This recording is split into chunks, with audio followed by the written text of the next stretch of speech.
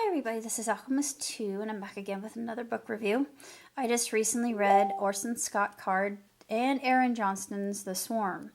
And of course this takes place 100 years before Ender's Game, and it's all about the Formics in and of themselves, and that the Formics are a life form that they've never encountered, so it's mysterious and eerie, and there are some elements in it that just really gave me the chill. I literally had goose pimples on my flesh when I was reading it. I thought, ooh, I was unnerved.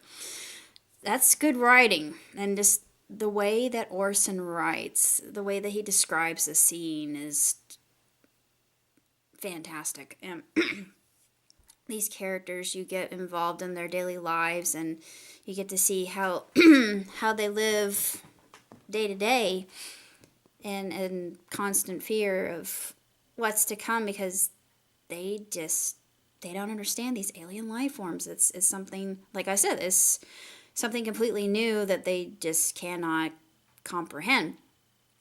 And the way that it's set up is just a great premiere to Ender and what we now know. And it's really interesting. Of course, it gets into politics too, and it gets into population control, and yeah, some very, very intriguing concepts that I think are very front and center nowadays, especially with the population the way that it is. I was reading this, I thought, holy crud, and it just woke me up. But Orson has his fingers on the pulse of something very jarring as far as our species is concerned. And even though it's science fiction, it's definitely a heads up. And a lot of sci-fi writers, I really believe that a lot of the sci-fi writers that we have might be prophets.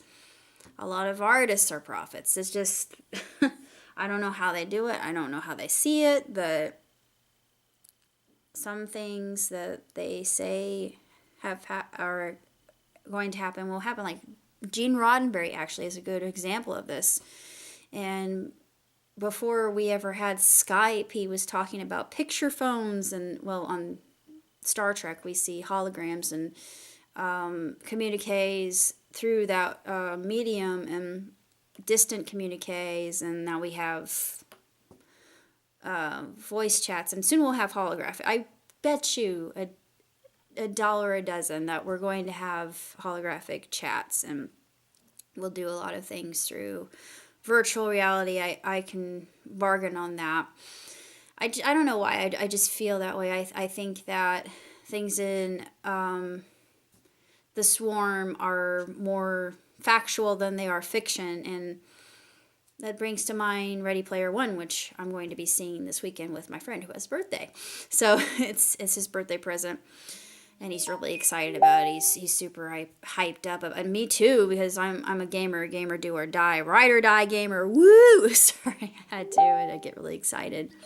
Once a gamer, always a gamer. But The Swarm is a astronomically written book. It's a great introduction to the world of Ender's Game, or I should say the universes in Ender's Game, and the human beings and their lack of understanding of this this threat that just, it looms ever closer in the horizon, and then they try to grasp what the Formic are actually looking for. And yeah, it's just like an anthropologist and how they go about trying to understand ourselves. I think that is the truest form of humanity, understanding oneself and then working on bettering others.